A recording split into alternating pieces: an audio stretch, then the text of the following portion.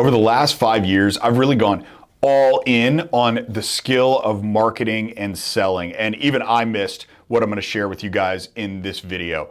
Over that period of time, I invested well over $200,000 in coaches and mentors and classes and everything to really understand the game of marketing and the skill of sales. I look at marketing as a game because you're kind of toying with the marketplace in how you're seducing them and bringing them a little bit closer each time that you deliver a message, especially when you deliver it in different mediums. But really, it's a skill of sales, right? You got the game of marketing and the skill of sales. And what I recognized was that I was selling the wrong thing. And if I was selling the wrong thing, given everything that I've put into marketing and sales over the last 5 years, stands to think that maybe some other people are too. So I want to record this video and make sure that you are not one of the people that is actually selling the wrong thing. So here's the first thing, and this is something that I wasn't doing wrong, but I want to make sure that you guys understand it because it's really clear. It's clearly important for you rather, is that features and benefits of your thing, your product, your service, your experience, those don't matter. Right? Your features and your benefits. Nobody cares about what those are. They also don't care about you. I know that that's hard to think about, but nobody cares about you that's buying from you, nor do they really care about your company either. So if you've got a mission-driven company where it's like, we give 10% of profits back to whatever charity, nobody cares about that. It's something for you to feel good. All the customer or the prospect cares about in this case is, can you solve my problem? The end result is all that matters to the prospect. Okay, again, these aren't things that I was screwing up in this particular context, but I'm sharing it with you because I know a lot of people try to sell on features and benefits. Specifically, software companies try to sell on that. And then people always try to talk about themselves and their companies when they're giving a sales pitch. Believe me, I've done that in the past. Nobody cares. Nobody cares. They care about themselves and their problem. It's even how you get the result doesn't even really matter. People will ask because it's kind of a stall in their decision to make the purchase or not, but nobody really cares.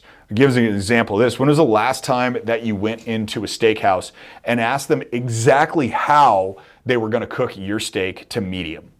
You don't. You're not saying like, well, what kind of grill are you using? How long is it going to be on one side? How long is it going to be on the other side? What's the experience of the chef that's going to be cooking my steak? Like, you never ask that because you don't care. Because you're sure that you're getting a steak. You already have the conviction that they're going to deliver to you a good steak. So when you've got your prospects at a point of being convicted that you are going to deliver on whatever problem that they're looking for, then they're not going to ask so many questions how. But the point of the steak analogy is that you don't care how it's cooked. You care that you get a medium steak. But people sell the how all the time, specifically how they're going to do something, the number of times they're going to interact with a client, the number of things that they're going to do outreach, the amount of hours that they're going to spend. Like, they sell this how all the time. And I did that with, this is the part where I screwed it up. I did that with discipline for the longest time, because what I would do is I would take people that were struggling to already do the things that they said that they would do and knew that they needed to do. And I had this process and this method to coach them and give them the skill of self-discipline. It's actually a skill. I used to think that it was something that you're born with or born without. But over the course of about 4 years and really doing some analysis on my own discipline, I figured out that it's an actual skill, something that you can teach people. And there was a lot of success inside of the people that came into the program. But getting massive numbers of people into the program, and I was talking about like I wanted, 500 to 1,000 people in the program, which I'm thinking that would have been really, really hard to fulfill. But that's really what I was looking at. Is it never happened because I was selling the vehicle, not the destination. Discipline is just a vehicle. It's a vehicle that will take you anywhere you want to go. If you want to make more money, you need self-discipline. If you want a better body, you need self-discipline. If you want those crazy connected relationships that you hear about, yeah, you need self-discipline for that too. But it's the vehicle that I was selling to get somebody someplace rather than the destination itself. And so finding out where the prospect actually wanted to go was something that changed everything for me. And again, this was something where I'd spent 5 years and well over $200,000 learning the skill of marketing and the skill of sales. And I missed this. And so I want to share this with you. And what triggered this was recently I saw this interview with the CEO of Revlon Cosmetics, and the video was a few years old, so I don't know if it's still in circulation everywhere. But Revlon, if you don't know it, it's a makeup company. They make all sorts of blushes and eyeshadows and lipsticks and things like that for women.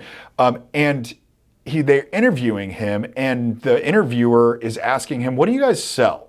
And I'm expecting him to come up with, "We sell blush, we sell eyeliner, we sell lipstick," like all the things that Revlon makes. But he didn't say that. They sell beauty. He said, really, the destination that women want to have is they want to be perceived as beautiful.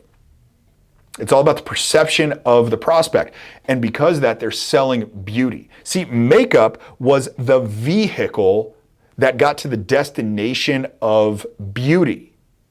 So if you struggle with finding your destination, think about how your thing elevates somebody's status, because people will buy for things that will elevate their status. Men, most often, it's things that elevate their status around wealth, because that is how in our society we have people's status. The more money you make, the higher status you typically are. And I recognize it may not be the absolute best way to do it, but that's what we've got in our society. For women, it's mostly around looks. Same exact thing. Not necessarily the morally right thing to do, but it's how we play in our society. So how does your thing elevate somebody else's status?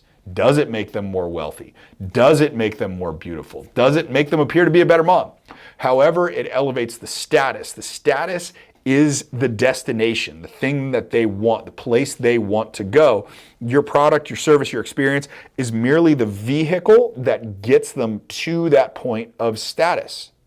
Status is the ultimate destination. So ask yourself what your thing really does. How does it elevate your prospect's status? And once you understand that, you make that the destination, and then all of your product is the vehicle that gets people to where they want to go. So hopefully this video helped you out. If it did, give me a comment below. Specifically in your business, what is your thing? Like, how does it help people elevate its status? Also, drop me your biggest takeaway from the video. Can't get back to every comment, but I certainly will read every comment, and I appreciate you guys watching this video. More come out every couple of days, so make sure to subscribe to this channel, like this video, hit the bell icon, all the stuff, and you are going to be notified every time a new video comes out. All right, my friend, thanks for watching this video. I'll be back with another one soon.